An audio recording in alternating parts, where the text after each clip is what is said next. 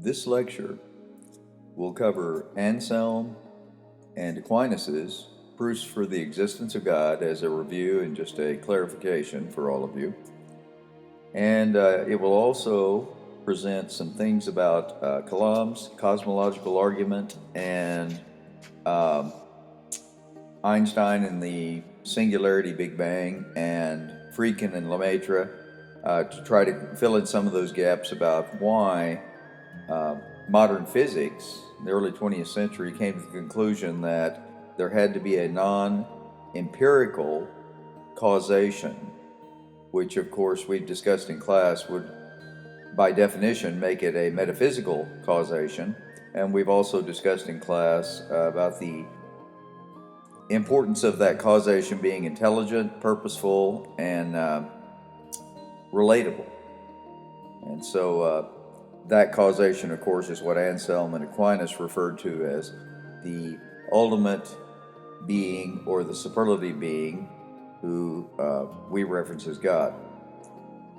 Now, before I begin, I want to tell you how much I appreciate you being willing to adjust our schedule today. But I felt like with all the weather reports that were out there, that even if we got you to OTC, getting home might be a problem the way they were talking about the weather. So I decided to just not make you come to my classes and rather to do a online lecture for you, which I hope will be something that you're fine with.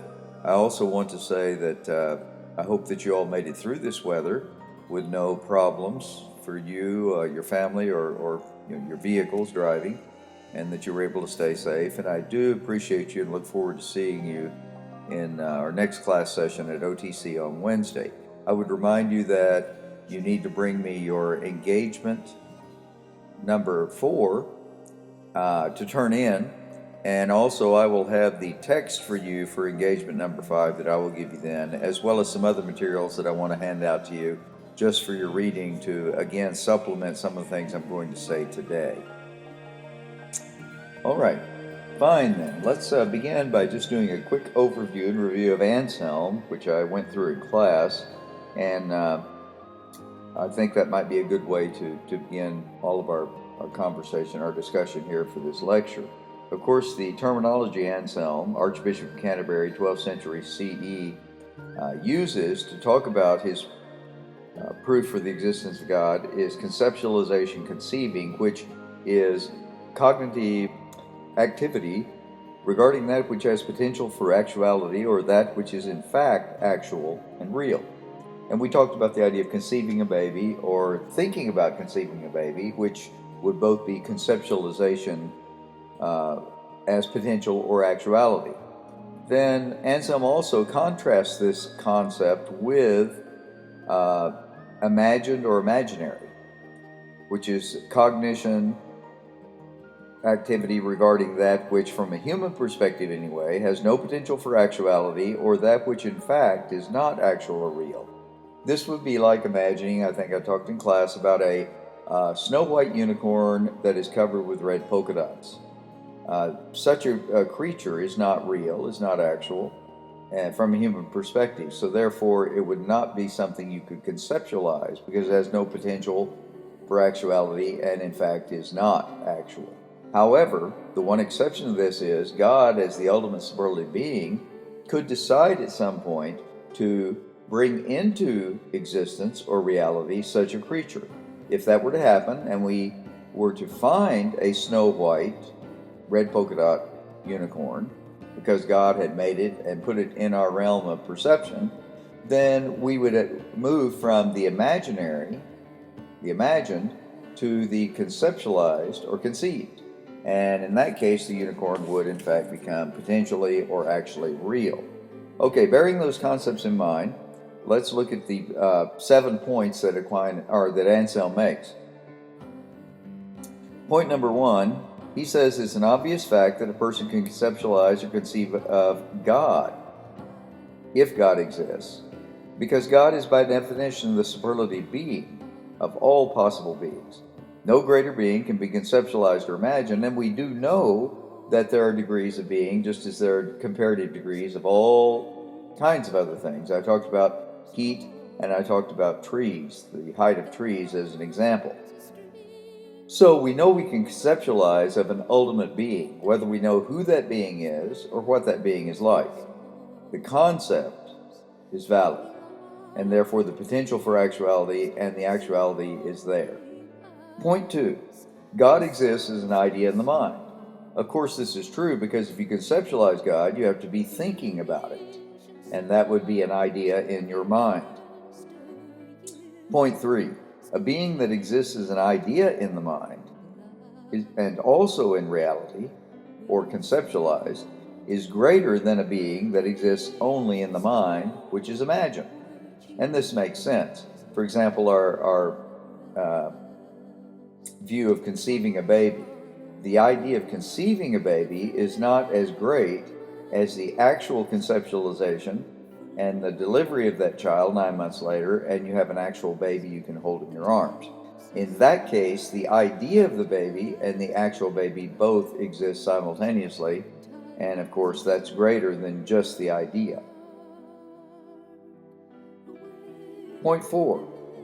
If God exists only in the mind, or the imagination, and we can yet conceive of a superlative being, which is real, not just imaginary, then we claim to be able to conceive of a being who is in fact greater than God, but who is only imaginary. Now this is illogical and contradictory, for by definition the conceptualized superlative being who is real qualifies as being greater than a God who is imagined and not real. Point 5. A person cannot imagine a being greater than God, for this is a contradiction. One can neither imagine nor conceive of a being greater than the greatest possible being that can be imagined or conceived. And in this case, Anselm is pointing out that we should not engage in semantic splitting of hairs. The ultimate being, the being that is the greatest possible being, or the superlative being of all beings, is by definition God. And therefore, to try to differentiate God as an ultimate being from another superlative ultimate being is contradictory and makes no sense. A person cannot imagine a being greater than God, for this is a contradiction. One can neither imagine nor conceive of a being greater than the greatest possible being. This is because the greatest possible being that can be imagined or conceived is the end of the line in terms of degrees of comparison. It's like trying to imagine a temperature that would be hotter than the hottest possible temperature of all. If it's the hottest temperature of all, there can be nothing hotter. Or a tree taller than the tallest possible tree there is or can never be. That would be a contradiction. The same thing is true about the superlative being in God. You cannot imagine a being greater than the greatest possible being. Point 6. If imagining and conceiving of this superlative being is possible, then it is logical to accept that such a being must in fact exist. Remember, conceivability means potential for actuality, or the actual thing, really. This being, by definition and attributes, would be God, because God, by definition, is the ultimate being of all beings, the superlative being of all possible beings. So, Anselm arrives at his final point, point 7, which is a simple statement of conclusion based upon everything he has thus far said. And point 7 says, God exists. Now, let's take a few minutes to look at Aquinas and how he complements and expands somewhat on Anselm's perspective. Thomas Aquinas was a Christian church father, contemporary to Anselm, and he developed 5 proofs for the existence of God, which he called 5 ways, which I think is a reference to moving from one point in terms of uncertainty of belief toward a point of greater certainty of belief. The first way Aquinas presents is the argument for motion. And he has a number of points he makes about this that are logically sequenced. 1. our senses prove that some things are in motion, and this is obvious. 2, things move when potential motion becomes real motion, or actual motion. And this, of course, is true. A ball sitting stationary is not moving. The potential motion only becomes actual when something acts on the ball and moves it. 3, only an actual motion can convert a potential motion into an actual motion. If there's no action that puts the ball in motion, there can be no actual motion. 4, nothing can be at once in both actuality and potentiality in the same respect. That is, if both actual and potential, it is actual in one respect and potential in another. The ball cannot be stationary and moving at the same time. It is one or the other. And of course, the actual movement is greater than the potential for movement. 5, therefore nothing can move itself. The ball stationary cannot make itself move. Something must act upon it. 6, therefore each thing in motion is moved by something else, something external to it. And this is of course true concerning everything from a human perspective and human reality that we perceive. Number 7, the sequence of motion cannot extend ad infinitum. That is, you cannot go back to something that moves something following it and go back behind that and something moved it and something moved it and keep going ad infinitum or for infinity, because you arrive at the first thing that is stationary and yet something must have moved it, and the something is external to it, and therefore that something cannot be like it or cannot be something that requires an external mover itself. So what do we arrive at? 8, it is necessary to arrive at a first mover or prime mover, a mover that is put in motion by no other. Nothing acts upon it, nothing makes it move. It is self-motivating, self-existing, self-sustaining. And this everyone understands to be God, the superlative being, the ultimate being of all. The second way, argument from efficient causes. 1, we perceive a series of efficient causes of things in the world, and this is true. You can start numbering, making a list of all the things that you know of that are caused by something else. And you'll have quite a list. You'll get writer's cramp and give up before you complete that list. Number 2, nothing exists prior to itself. And this is a very interesting point that sometimes people miss, but it's so true. Nothing can be said to exist prior to its actual existence. 3, therefore nothing in the world of things we perceive is the efficient cause of itself, because something cannot make itself exist if it doesn't exist. 4, if a previous efficient cause does not exist, neither does the thing that results, which we call the effect. And this is true. If something has to be caused by an antecedent previous cause, the thing cannot exist if that antecedent previous cause doesn't exist. It has to precede whatever is produced. 5, therefore, if the first thing in a series does not exist, nothing in the series exists. For example, if there were no first biological humans to begin procreating and reproducing, there would be no humans following. And yet, there's a dilemma here, because then you must ask, what was the causation for the first biological humans? 6, if the series of efficient causes extends ad infinitum into the past, then there would be no things existing now. And this is because you would arrive at a place where you're compelled to say, this had to be the first ones. You can't just keep going back forever. There is always a first one in a line of causation. But then what caused that? 7. This idea is plainly false. That is, there are things existing now that came about through efficient causes. So there is nothing that came into existence without efficient causes. In our world of human perception and experience. 8. Therefore, efficient causes do not extend ad infinitum into the past. 9. And this is where Aquinas again comes to his conclusion. It is necessary, therefore, to admit a first efficient cause or prime cause, which was not caused by anything else, but eternally exists, is self-existing, self-sustaining, and capable of causing everything else. This is the cause to which everyone gives the name God, once again, as the ultimate being and the superlative being of all beings.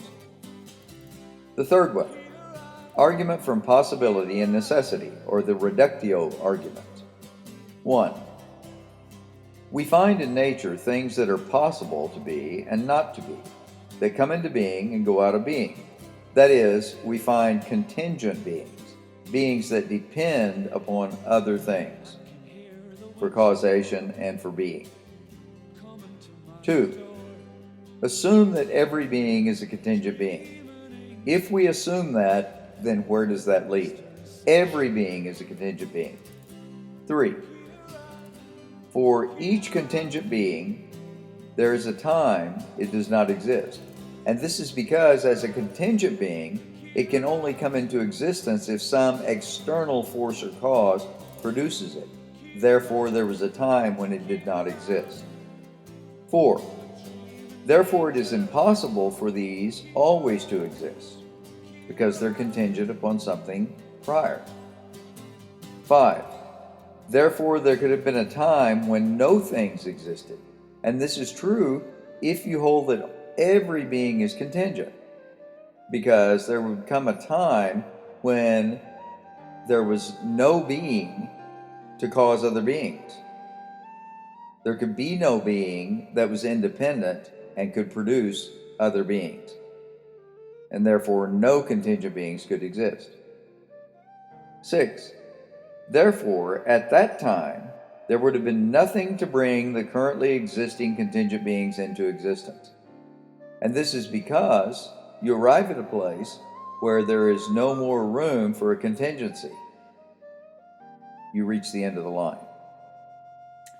7. Therefore, nothing would be in existence now if all beings were contingent. 8.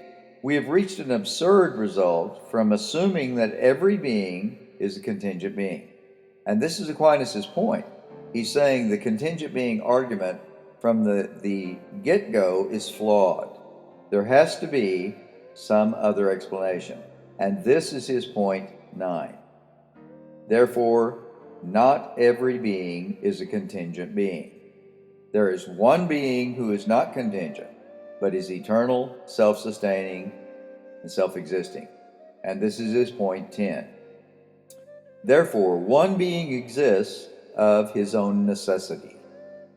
He does not receive his existence from another being, but rather causes all other beings to exist.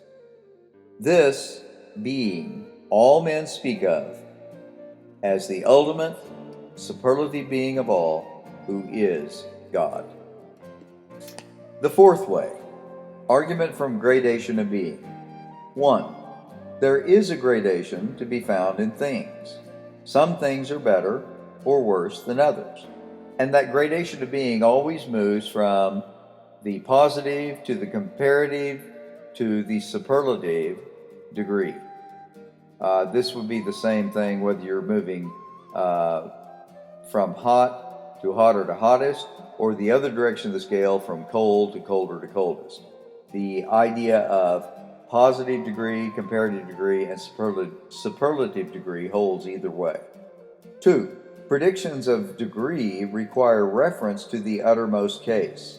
A thing is said to be hotter according as it more nearly resembles that which is hottest. And I mentioned this in class. We identify degrees of things based upon the reality of the superlative first. We start with the hottest possible, and we identify all other temperatures based upon that degree. The same is true for the tallest tree. We start with the tallest tree and we scale all of the trees according to that idea, that reality. Well, the same thing is true for being. So you start with the superlative being, ultimate being of all, who is God, and then all degrees of being that are lesser are identified and understood based on that superlative degree, which must be real. 3. The maximum in any genus is the cause of all of that genus. In other words, the hottest temperature is really the cause for all other temperatures, because they have no meaning without being related to that hottest temperature. The same thing is true for all living beings in relationship to God. 4. Therefore, there must also be something which is to all beings the cause of their being. Goodness, love, every other perfection which emanates from this superlative degree of being. And this being is God, the ultimate being.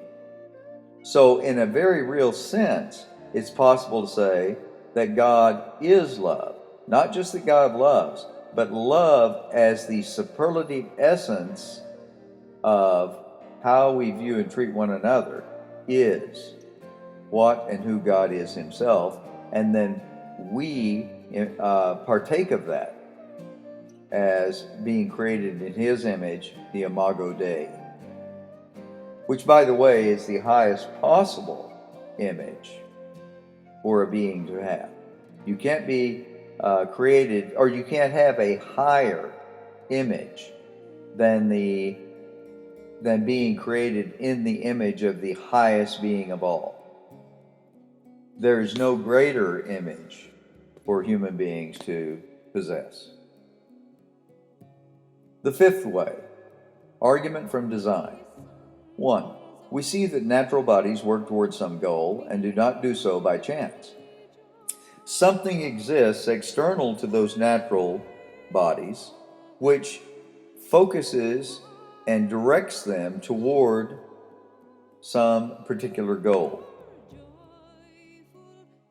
Point 2. Most natural things lack knowledge.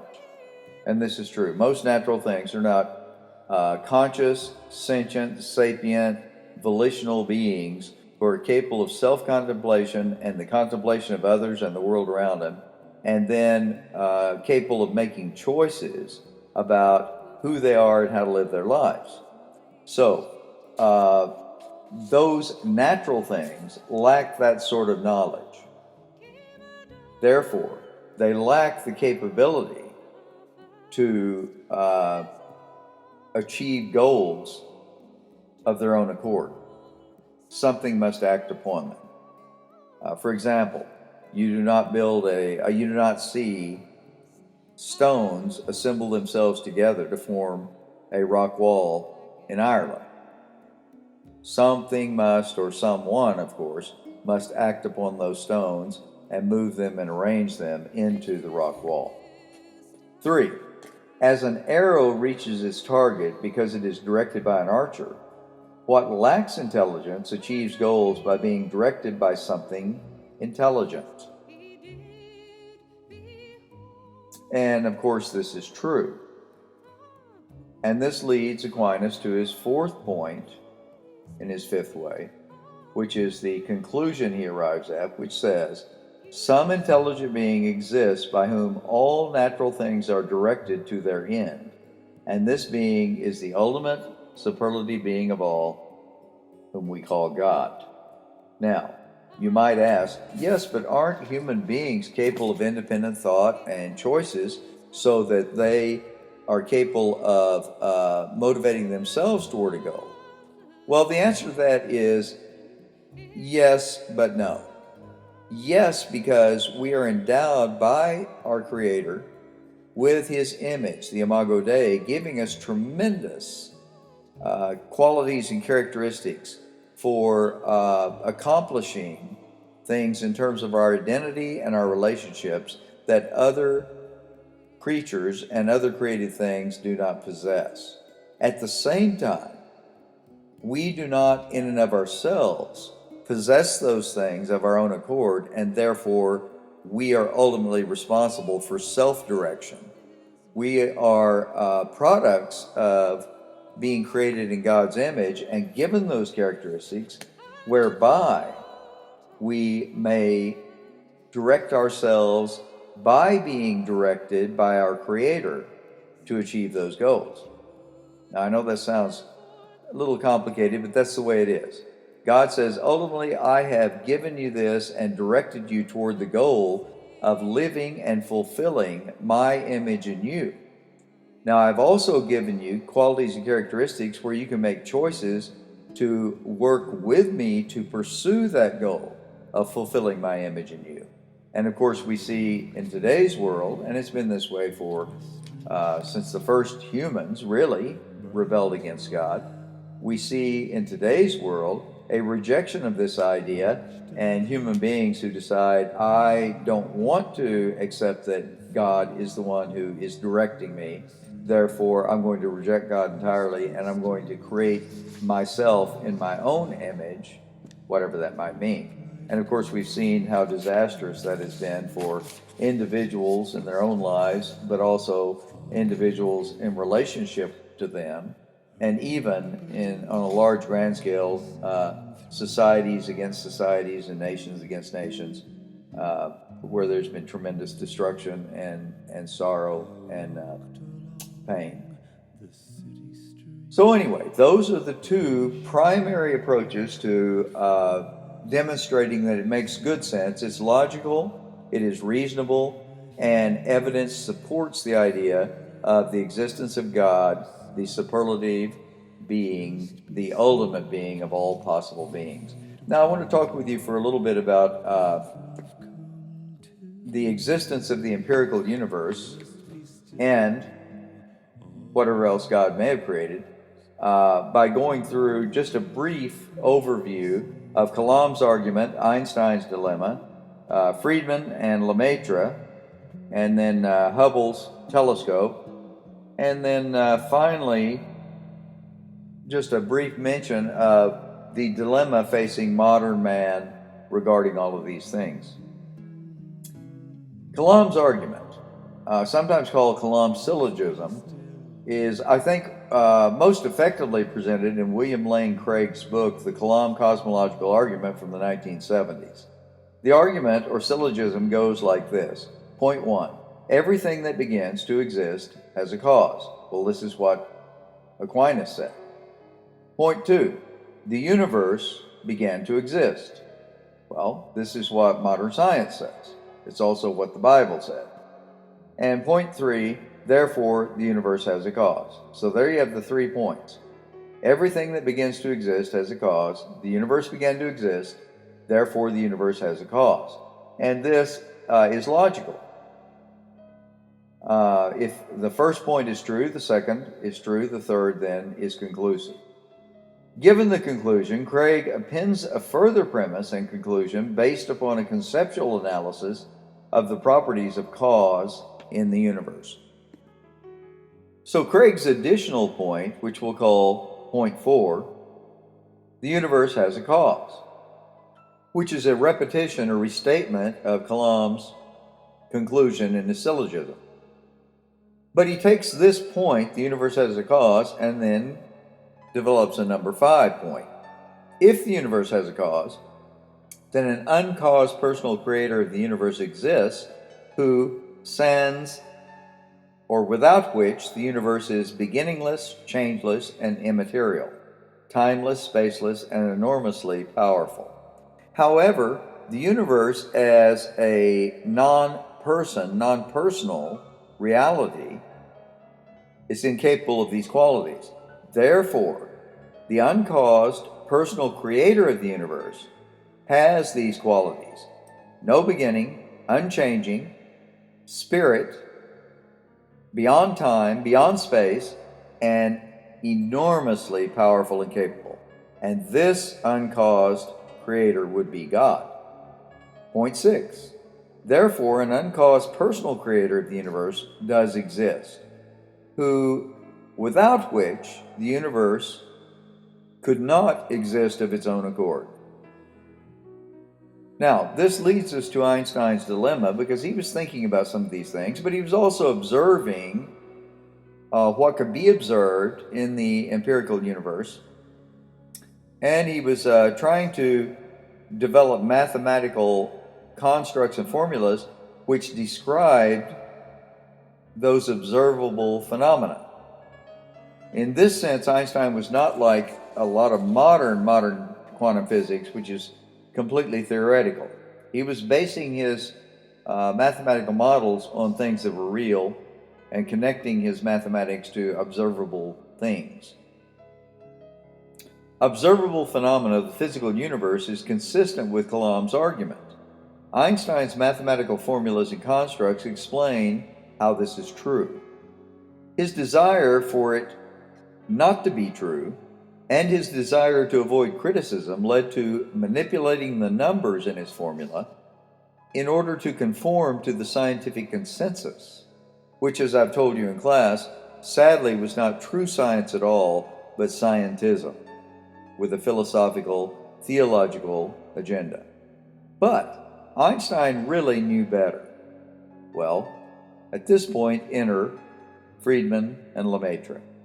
Alexander Friedmann and George Lemaitre were two scientists working independently who took Einstein's mathematics, fine-tuned it, and proved that the empirical universe was either in a state of expansion or contraction, demonstrating that the empirical universe had to have had a singularity moment when it first came into existence, and prior to which it did not exist at all. And of course, this is consistent with Aquinas, who states that things cannot exist before they exist, and if things exist, something other than those things causes their existence. Next, we get Hubble's telescope and the, quote, red eye in the sky. Through his famous telescope and his subsequent observation, Hubble determined that the universe is in fact expanding due to the red shift in the color spectrum. This established that through time, in the past, everything was closer and closer together, leading to the singularity presented in the mathematical formulations of Einstein, Friedmann, and Lemaitre, and therefore, scientific evidence, logic, and reasoning combined together to make the compelling case for the beginning of the empirical universe caused by something totally other and non-empirical, and that something would have to be metaphysical. And the requirements of that metaphysical reality include person, personality, will, consciousness, all of those things that we attribute to human beings, but who ultimately belong to the Creator, God. Finally, the philosophical agenda of anti-supernatural quantum physics in our modern era is really much about attempting to disprove the Big Bang. But then physicists as far back as Fred Hoyle, attempting to do that with the steady state theory, saw that approach philosophically and mathematically, as well as scientifically, collapse. And Hoyle himself said in the 60s, this was a great idea, it's just too bad it's not true, the facts don't support it. But yet, the movement marches on because the Big Bang, or the singularity, simply will not do for modern scientism adherents, because this would allow for a metaphysical reality and a metaphysical being called God to be the cause of everything. And this removes from science its role as the ultimate authority. There can be no room in scientism for two gods, science and the Creator God Himself.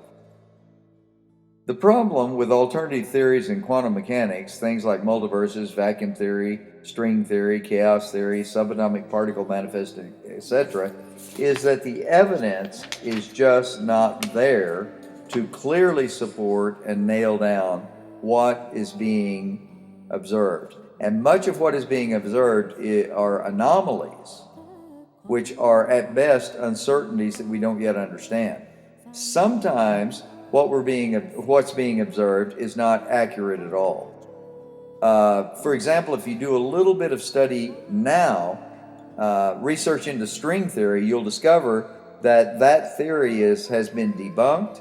Science does not support it. The evidence is not there. And most scientists, even in quantum physics and quantum mechanics, are saying it's a bankrupt theory that needs to just be discarded. Yet, it marches on thanks to pop culture and thanks to the anti-supernatural bias of scientism, and thanks to entertainment, in particular science fiction. So anyway, I think the important thing is to insist on sticking with facts that can be observed as facts and letting them lead where they may, and then drawing conclusions based upon that kind of evidence as we analyze it using the principles of logic and good reasoning processes so that we avoid fallacies and falsehoods.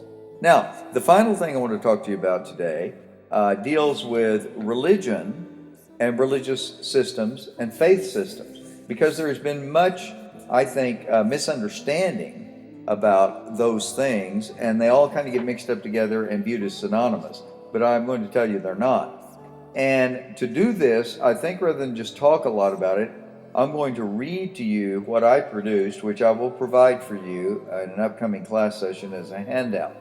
But it's a contrast between religion and relationship.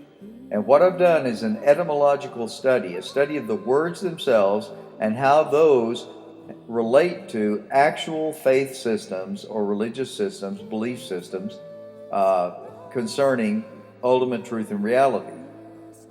So let's start with the word religion. The word religion finds its source or its root form in the word ligare, which is a Latin word meaning to bind, tie, restrain, or connect. You're probably familiar with the word ligament. We get ligament, we get ligature, and we get the word obligate, all from ligare. And all of those English words derived from this Latin root have something to do with connecting or binding things together. If you're obligated, you're bound to do something. Okay? Ligaments tie bone and tissue together. A ligature is a cord used to bind and restrain something or someone. Now, in Latin, re, which is re, is a prefix which means return or again.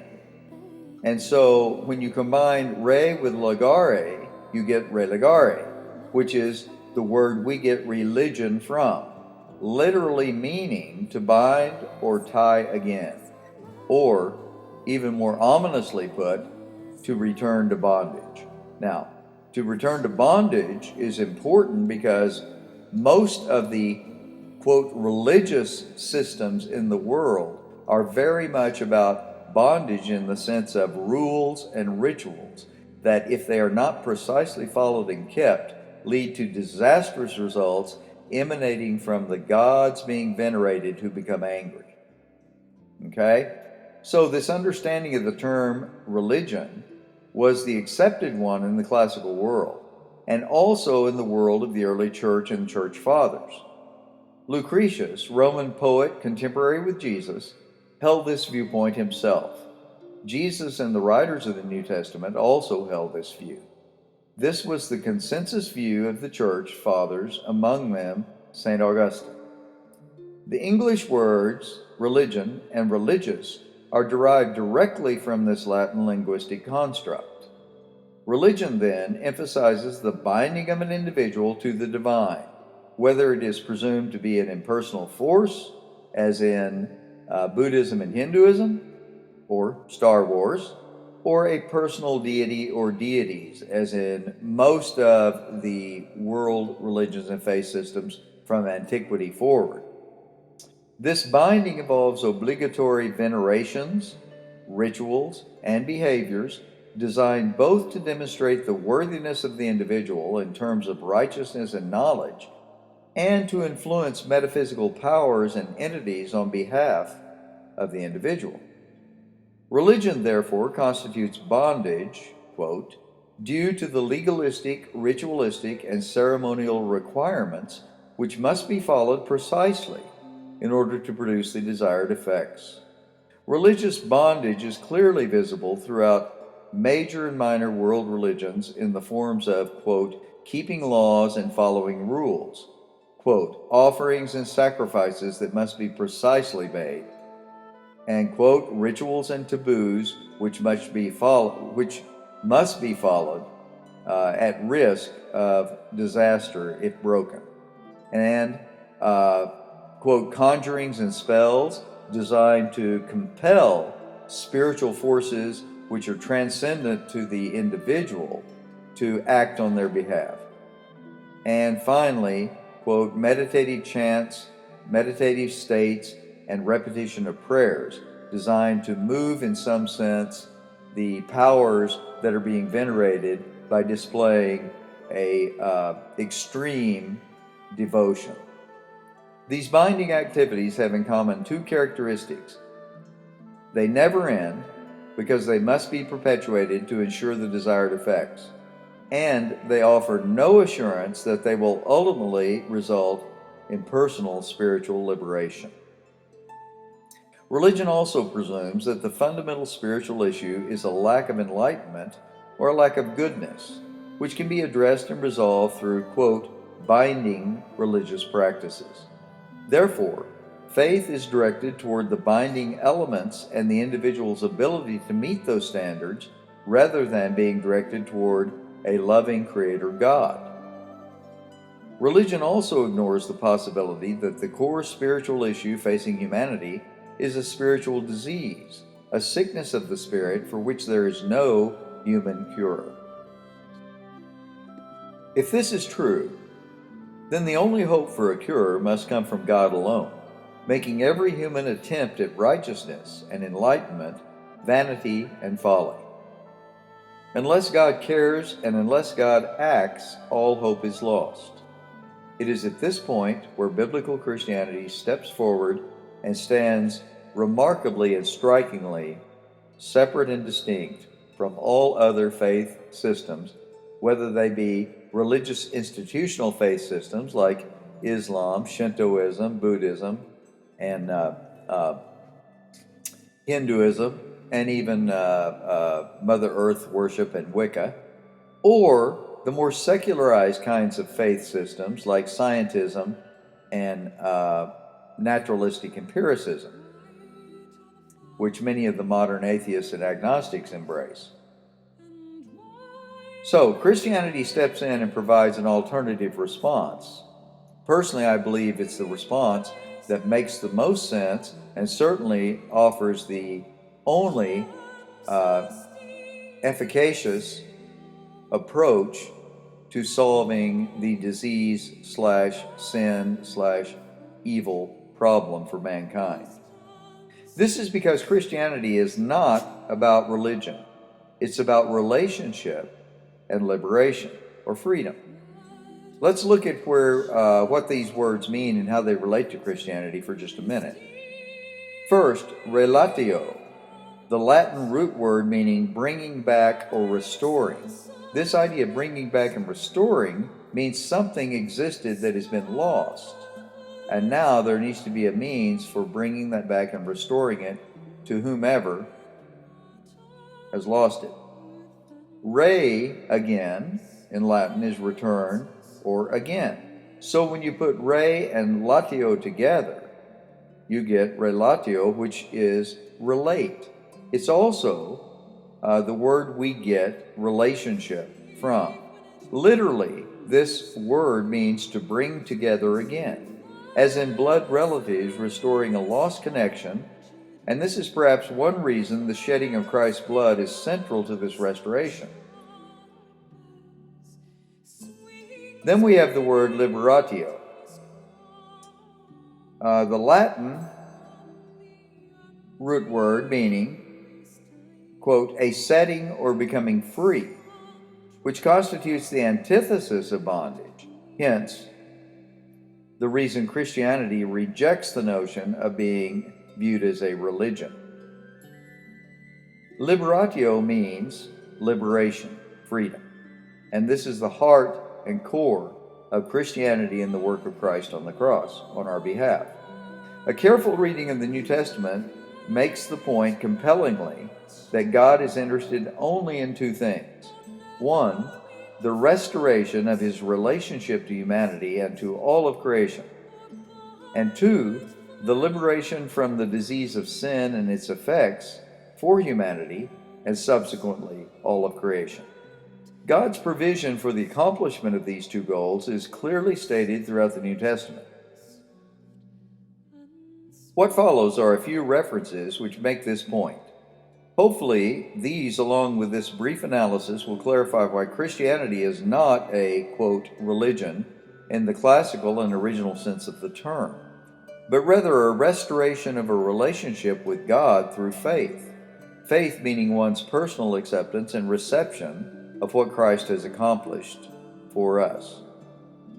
That Jesus Christ is God incarnate, that his suffering and death provide redemption and liberation from one's sinful nature and condition, and that his resurrection ensures resurrection and eternal life for all who place their faith in him, ultimately resulting in his return and the restoration and renewal of all things, including us, in which human beings who have placed their trust in Christ have now restored to them the ultimate image of God as it was always intended to be, which is the ultimate basis for relationships and for freedom.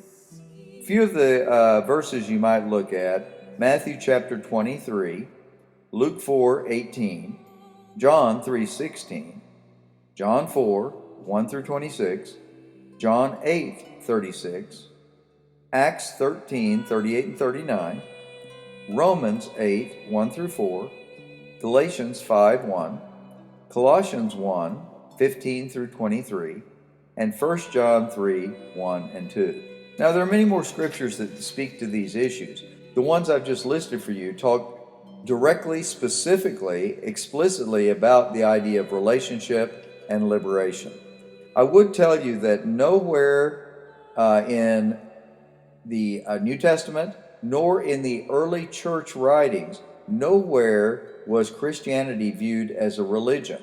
In fact, the word was not used in reference to Christianity.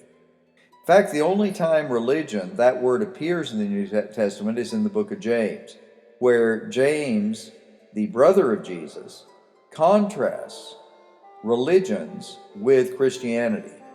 And he does it in a sort of ironic way. He says, you think religion really matters. I tell you that Christianity, which deals with the relationships and freedom, is what matters. So if you're going to talk about, quote, pure or true religion, you need to understand this. There is no such thing unless there are the correct relationships, and freedom is the basis.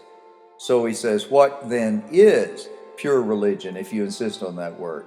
Well, it is not religion at all. It is loving others and loving God and caring for those who are in need, showing compassion to those who need mercy, and showing grace to all. And this is all about relationship and about freedom. Well, I hope this little lecture I've given you has been meaningful to you and given you a lot of good things to think about. I look forward to seeing you again in our next class session coming up, and I hope that you stay safe and be kind, as always.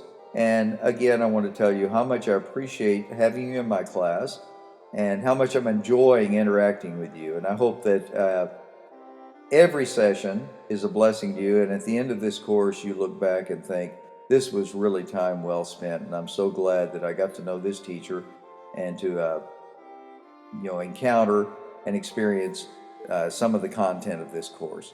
All right, we'll look forward to seeing you later then. Have a wonderful day.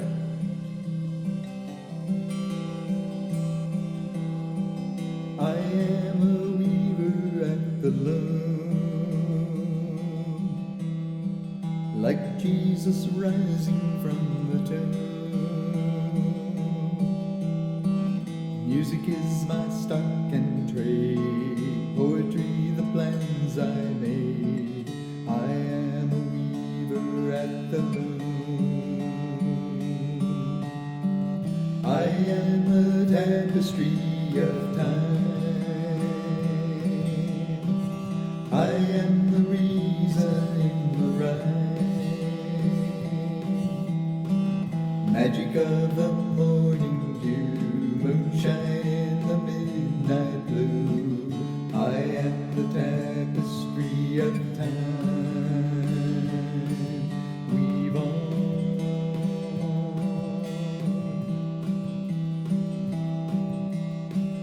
I'm Don Quixote flying blind to tilt the windmills of your mind. I am the knight of faith, vanquishing the demon wraith. I am Quixote flying blind. Weave on.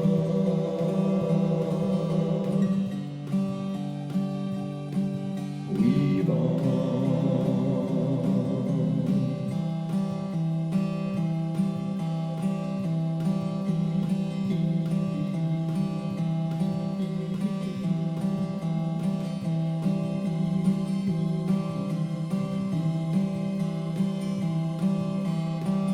Magic of the morning dew, moonshine in the midnight blue. I am the tapestry of time. I am a weaver at the loom, like Jesus rising from the tomb. Music is my stock and trade, poetry the prayers I pray. I am a weaver at the loom. Weave on.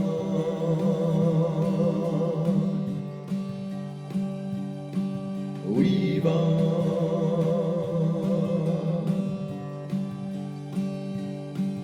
Weave on.